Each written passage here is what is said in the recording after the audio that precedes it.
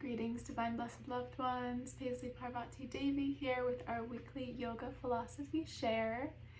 If you're new, every Tuesday I post a new video on my Facebook page at Livati Yogini and also my YouTube channel, also Livati Yogini, related to beginner's yoga philosophy. And I share from this book, the Yamas and Niyamas, Exploring Yoga's Ethical Practice by Deborah Adele.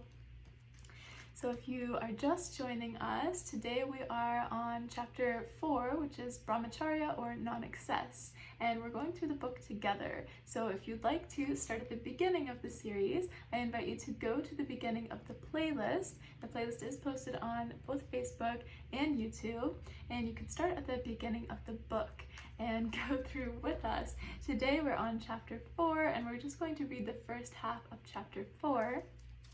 But you may be wondering, what the heck are these Yamas and Niyamas, Paisley?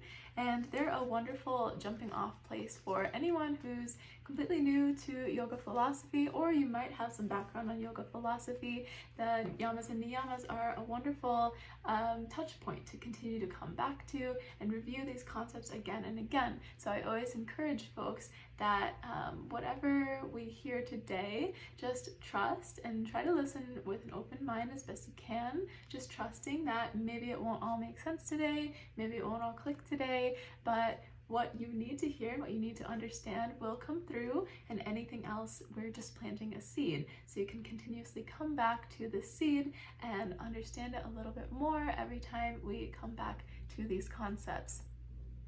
Now, yogic philosophy and yogic thought is an Eastern tradition, and in Eastern thought, there is the concept of learning things in a circular way. So our Western minds like to learn things in a linear way, like A plus B equals C, and then you move on to algebra, and then you move on to trigonometry, and you just keep going up the steps, right? But in this type of philosophy, we're learning one concept at a time, and that one concept might relate to 20 different concepts, and your understanding on this particular concept can inform your understanding of the other concepts. And also, like I just said, it may not make any sense at all right now, but as you come back to it again and again, or maybe as you learn the other concepts that we'll discuss in this series, some of previous concepts that we share will make a little bit more sense. So the Yamas and Niyamas, again, are a great jumping off point. They come to us from what is known as the 8 limbs of yoga, 8 limbs of Ashtanga yoga, and Ashtanga translates from Sanskrit into English as the 8-fold or 8-limbed path. So many of us here in the West are familiar with yoga, and we associate that with going to a yoga class where you probably expect to get some sort of workout, and that is actually known in the traditional system of Ashtanga yoga as asana, and it is just one of the 8 parts of yoga. The other 8 parts deal mostly with philosophy, which is what we're talking about today. So asana are the poses, that's one limb. Pranayama, the breathing practices, is another limb. And then the yamas and niyamas are actually the first 2 limbs of this 8-fold path, or this theory of traditional Ashtanga yogic thought. And so that's why the Yamas and Niyamas are such a good jumping off point, because they're really foundational to all yogic thought. And they say, here's that circular thought again, that if you can fully embody the very first of the Yamas, which is ahimsa or nonviolence, then you have succeeded in embodying all of yoga and you're essentially enlightened. But our goal today is not to become enlightened, rather, again, just to simply allow this information to sink in, especially if it's new to you. Just keep your mind open to it and try your best to apply it to your life in whatever way feels appropriate.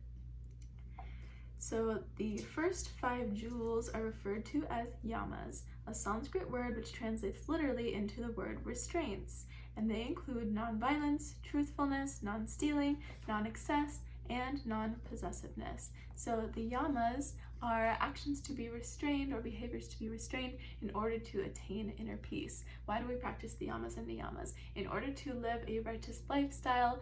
And when I say righteous, I simply mean a life lived in a way that brings the least amount of pain and suffering, not just to the other beings that we come in contact with, but also to our own selves. So how can we live in a way that limits our suffering and brings us the most happiness?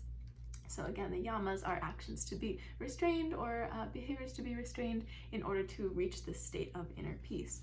And then the last 5 jewels are referred to as the niyamas or observances and include purity, contentment, self-discipline, self-study, and surrender. So these are actions to be cultivated or behaviors to be cultivated in order to attain inner peace. So like I said, we are today starting the 4th chapter, which is the 4th of the yamas, and it is called brahmacharya.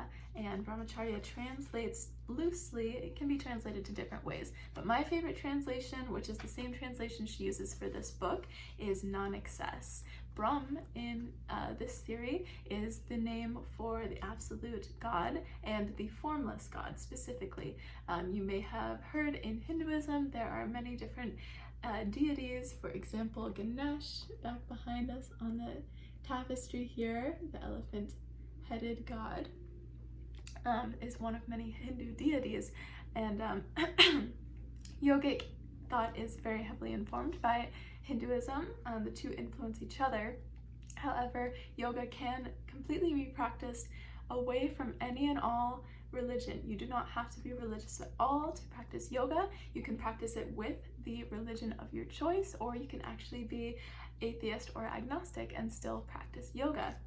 But this idea of Brahm, this is the energy pervading all existence, the divine within everything, and specifically it is the nameless, that's ironic because Brahm is its name, the formless form. So ironic, isn't it? Nameless and formless form of God. It's the essence of the divine conscious principle that exists everywhere. It's ubiquitous. However, it cannot actually be pinpointed, mysterious. So long story short, Brahm is a name for God, and Acharya, I think she talks about this, but it can basically be translated into walking with God or walking the path of God. And this, of course, can be interpreted several different ways, which she goes into in the chapter. But again, my favorite interpretation of it is non-excess, staying in the present moment, which we'll dive into the content and get a little bit more clarity on that now. So brahmacharya, non-excess, the 4th of the yamas of Ashtanga Yoga. There is a commercial I still remember vividly from my childhood years. In the commercial, a very miserable man has just gorged himself on too much food. Gripped in the pangs of lethargy, gas, and bloating, he miserably proclaims, "I can't believe I ate the whole thing." Who remembers that commercial? It was on when I was pretty young, but I remember it. So perhaps I remember this commercial because of the times I too have found myself in the lingering after effects of overindulgence. I know firsthand the misery of a too full stomach, the deadness of overwork, and the lethargy of oversleep. As I sit in the heaviness of excess, I find myself once again in disbelief that I have done this to myself, and hear myself utter the words similar to the above, "I can't believe I ate the whole thing." And all I can do is suffer and watch how the overindulgence has imposed itself on the joy of the moment. Whether we find ourselves overdoing food, work, exercise, or sleep, excess is often a result of forgetting the sacredness of life. The 4th jewel, brahmacharya, literally means walking with God and invites us into an awareness of the sacredness of all life. This guideline is a call to leave greed and excess behind and walk in this world with wonder and awe, practicing non-excess and attending to each moment as holy. Brahmacharya has been interpreted by many to mean celibacy or abstinence. Although this could certainly be one form that brahmacharya takes, its implications are much more broad. It does, however, imply dealing with the passion of our sexuality, as well as other desires, in a manner that is sacred and life-giving rather than excessive. On a recent trip to India, I met a man named Thakar, who was the first man to bring trekking and other outdoor adventures to that part of the Himalayas. He was a successful businessman, living the long hours and in positions of success. He told me, however, that wealthy as he was, he still lived in the home his father had built on the outskirts of the village. The door to this home was chest high, so entering the home required him to bow his head. He said this simple action of bowing as he entered reminded him of the sacredness of all things, and he spent his evenings and his sleep in peace and ease, ready to bring that same sacredness to his business negotiations the next day. Brahmacharya is like this low entrance for us. It reminds us to enter each day and each action with a sense of holiness rather than indulgence, so that our days may be lived in the wonder of sacredness rather than the misery of excess. Non-excess, taming our overindulgence.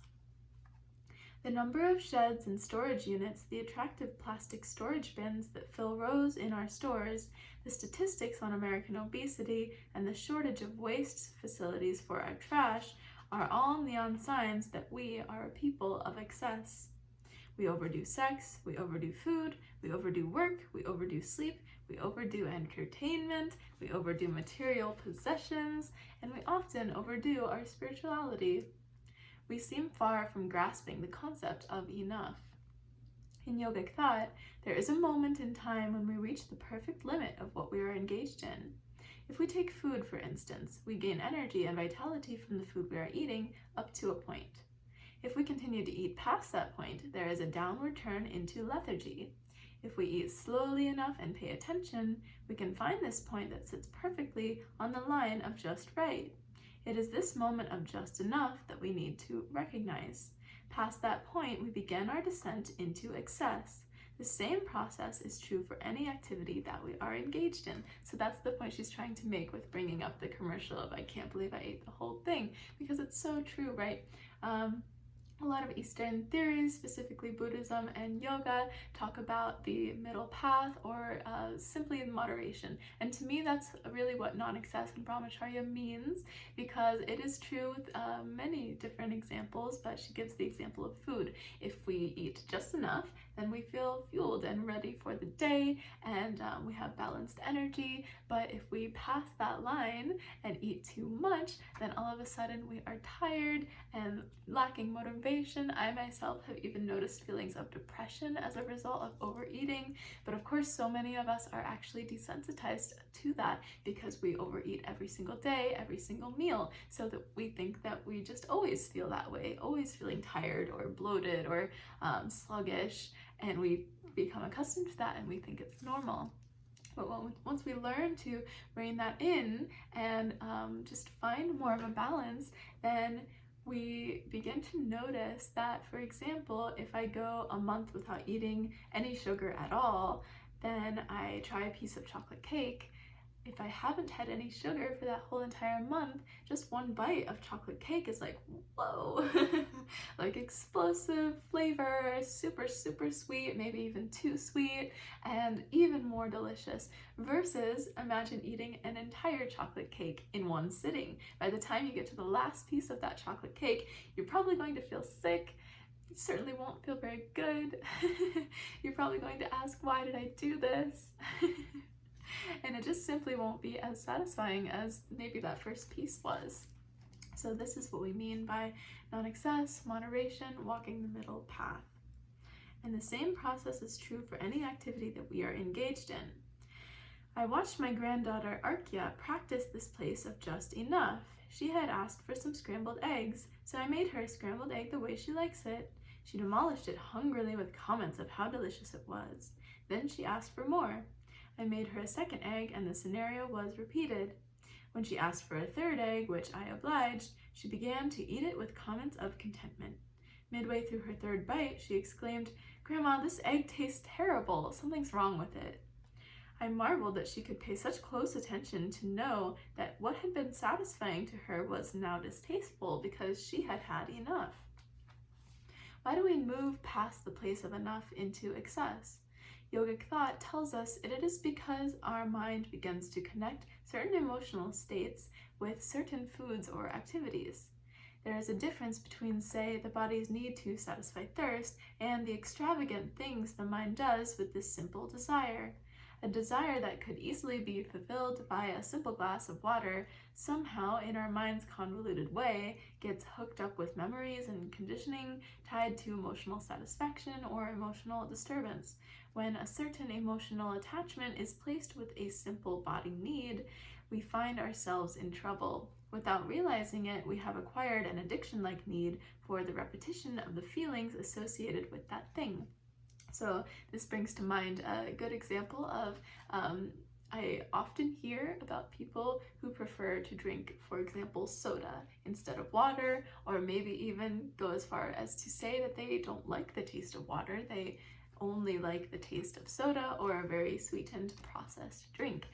So that's the extent where it becomes addiction-like, because really our body doesn't have a need for soda. Our body actually doesn't know what to do with soda because it's just foreign chemicals and sugar that really we don't actually have a physical need for that, but we do have a physical need for water, very much so. And so when we take this need out of context, our physical bodily need for water is now associated with a desire or even a addiction for soda, because that's what we've consistently used to meet this need. And again, we've distorted the need so that it just is completely out of proportion. It's no longer serving us, and then we're overindulging by drinking soda all day and drinking like a lot of additives, chemicals, sugar. If you're drinking diet soda, that's still not something that our body actually needs or can recognize even as food, because it's artificial. And so instead of we get to a place where we think that we don't even like water, or we find water dissatisfying, when in fact that's what we actually need. But we're just we confuse ourselves by going into this place of overexcess.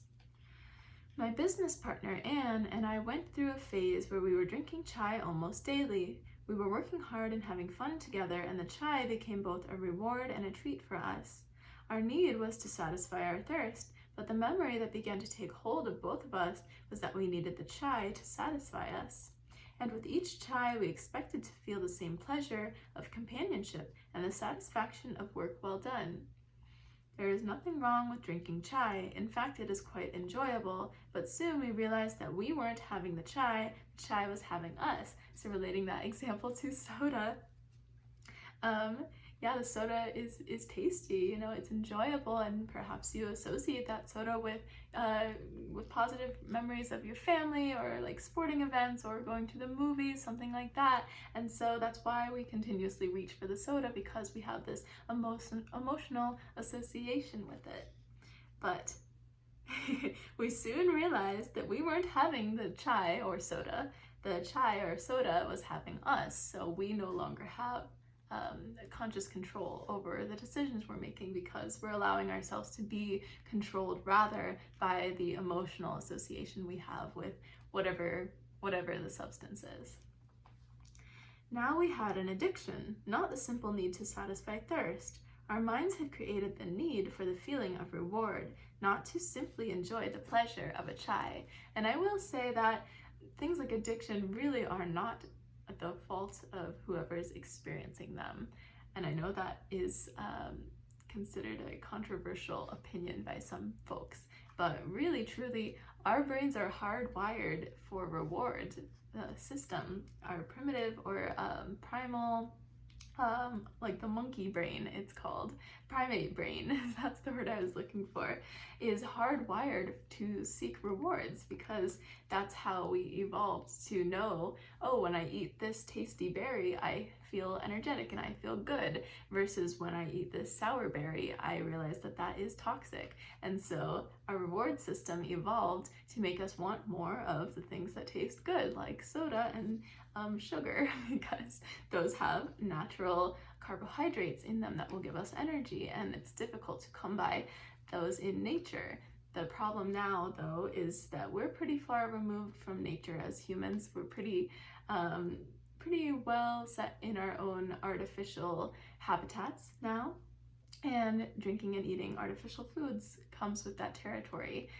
So basically our primitive brains have, or our primal parts of our brains have not evolved fast enough to match the rate at which our technology is evolving. And that can lead us to, and I think it has led us to, a pretty severe imbalance.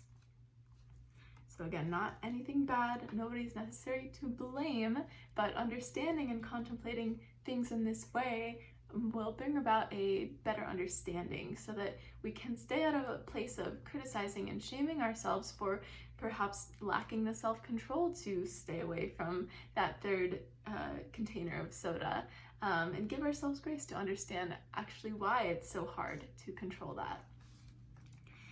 As we begin to peel ourselves out of our web of excess, it is important to check in with the body's needs and to get skilled at separating these bodily needs from the mind's stories. Sometimes the need is to feel sadness. When this feeling comes upon us, the mind may trick us into thinking we need to do something or eat something. I found this experience to be true for me when my mother died.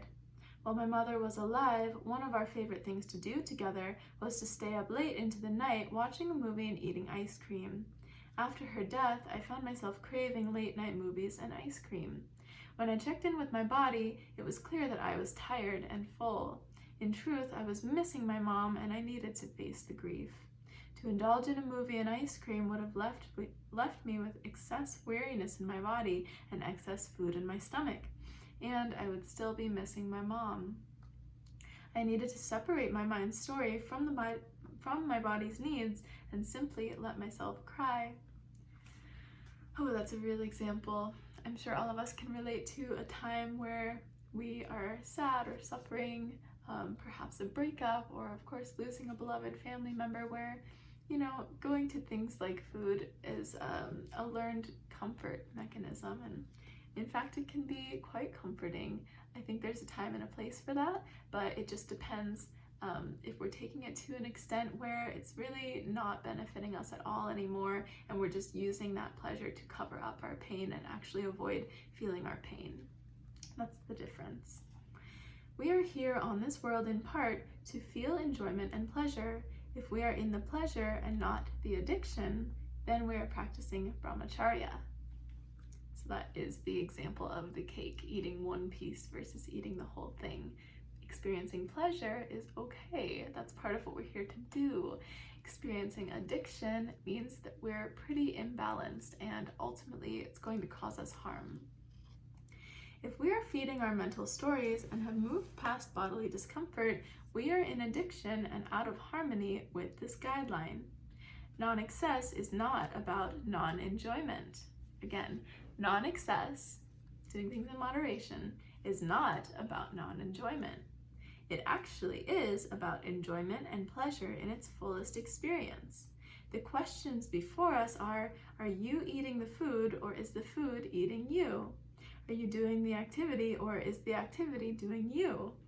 Can you enjoy pleasure without excess? In answering these questions, we have to be able to discern between what the body needs in the moment and the story our mind is telling us. I don't know about you, but I have personally noticed that sugar, salt, and caffeine create more mind stories than lettuce does. I've definitely noticed that. We also must be fearless in facing our sadness, grief, and disappointments without needing to soothe them with food or sex. So just a brief note, I feel like many people, specifically in the United States, we have kind of a diet culture, and people tend to do like a yo-yo thing, or have that kind of mindset around food, like, oh, I'm going to be on a super strict diet for the next 3 months, I'm going to be so good and not have a single donut or any pasta or any bread for 3 months, and I'm going to lose all this weight.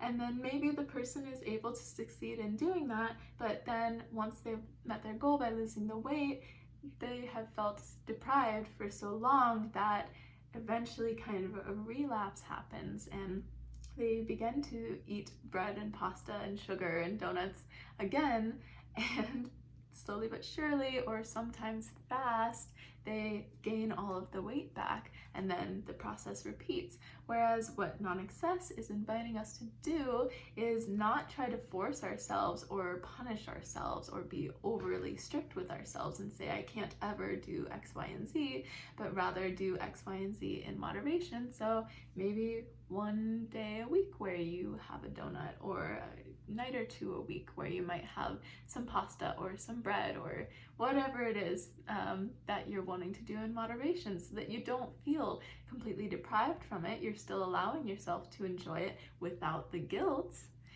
because you know that it's only in moderation. And then the rest of the time you're eating very healthy and clean. By the way, I think that it's possible to eat bread and pasta and do it in a way that is clean, but of course everything in moderation. So not going to extremes, not doing this back and forth situation, but rather, again, taking the middle road. So we must also be fearless in facing our sadness, grief, and disappointments without needing to soothe them with food or sex, sitting with uncomfortable feelings, sitting with pain, and allowing ourselves to feel it. When I was in Nicaragua, I was able to hear the Minister of the Interior speak about the state of affairs in his country. At that time, there was a large contingent of people from the United States bringing their faith to the people of Nicaragua. Part of their evangelizing was the sharing of large tables of exotically prepared food at their gatherings. The Minister of Interior, choosing not to attend these affairs, was quick to comment on the food in this way. When the organisms in my tummy are over happy, I can't think straight, he said. Overindulgence snuffs out the life force like too many logs on a fire, overpowers the fire. Practicing non-excess preserves and honors this life force within us so that we can live with clarity and sacredness. So if you, like the example again at the beginning with the I can't believe I ate the whole thing, if you've ever noticed that you feel a certain way after you eat a lot of sugar, or a really heavy meal with lots of refined carbs and things like that, or very heavy fatty meat, just paying attention to the way you feel after eating these sorts of things and the correlation that it has with your mental health. So I've definitely noticed that after I eat certain things, specifically sugar, that's kind of my personal challenge, or opportunity rather. I definitely have a harder time thinking clearly, and in general, if I overeat, I have a harder time thinking clearly. It has to do with the gut-brain complex or the gut-brain axis that you may have heard of. We definitely have a very hyper-intelligent system, very complex system of microorganisms that lives in our gut, and that has a direct correspondence and effect in our mental clarity and our emotional state. If we find ourselves living in the extremes of addiction, excess, and overindulgence in any place in our life, then fasting, celibacy, or abstinence can be very useful to bring us back to the fullness of pleasure. So that's that balance. Like I was saying, if you went a month without eating any sugar and then tried a piece of chocolate cake, that chocolate cake would suddenly be very sweet again, perhaps even too sweet, because we've balanced it out by abstaining from sugar for the month. So it resensitizes us, brings us back into a state of coming to center and being able to truly appreciate whatever the pleasureful thing is for its essence, without feeling like we need more and more and more of it to be satisfied. Fasting and celibacy are both strong practices to pull in the reins, find our center, and take stock of our lives. Going through times in our lives when abstinence or fasting is imposed on us, either through our own or our partner's illness, can be times of great cleansing for us and lead to greater discernment of our tendencies toward excess and the stories the mind has made up about these tendencies. And of course, if you've ever done any research into fasting, it has amazing, amazing health benefits because it's allowing the entire digestive system to rest, and our digestion is one of the ways that our body uses the majority of its life force energy. So if our body isn't using that life force energy on digestion because there's nothing to digest, then the energy goes to other parts of our body. It can bring about more mental clarity. I've also heard many stories of people healing physical ailments, or at least getting over some type of sickness or virus, because again, when that energy isn't being used up by digestion, it can go to other places where it is needed more in the body. And then again, it's that energetic reset. So if you've never tried fasting, I recommend it, even just for a day or so. And if a full water fast seems so intense, you can always do like a liquid fast. That's what I usually do. Women's bodies are more sensitive to calorie restrictions, so I recommend intermittent fasting for women. Beginning anywhere from 12 to 15 hours or so is a good starting point. And just also taking fluids if you would like coconut water, broth, trying to avoid super high sugary juices and things like that, because that will still cause the body to produce insulin. I digress. This is getting into a topic for another video. Let me know if anyone would be interested in a video about fasting. Okay, so that is the first half of this chapter on brahmacharya or non-excess, and at the end of every chapter she gives us a little some little homework assignments. So I'll share the first two and invite you to reflect on these concepts for the next week until we start the next half of this chapter. So this week, examine your beliefs, values, habits, and actions around sexuality and sexual activity. Notice what your culture, the media, your faith, community, and your family have to say about this topic. Then notice if you act on outside authority or on your own beliefs. So getting in touch with what is true for us around sexuality, and beliefs, values, habits, and actions. That's a beautiful exploration. I invite you all to do some journaling around that. And it's not about judging what's right and wrong, good or bad, but simply noticing is the best place to start. Okay, the next assignment. This week, live in non-excess. Eat, work, and sleep to the point of increased energy and before the lethargy of excess sets in. Ponder the words of Jinsei, a Japanese Buddhist monk who said, "The point in life is to know what's enough. For this week, know what is enough and stop there. Practice pleasure without excess." So if your thing is soda, can you try just having one soda for the day instead of 3 or 4, however many?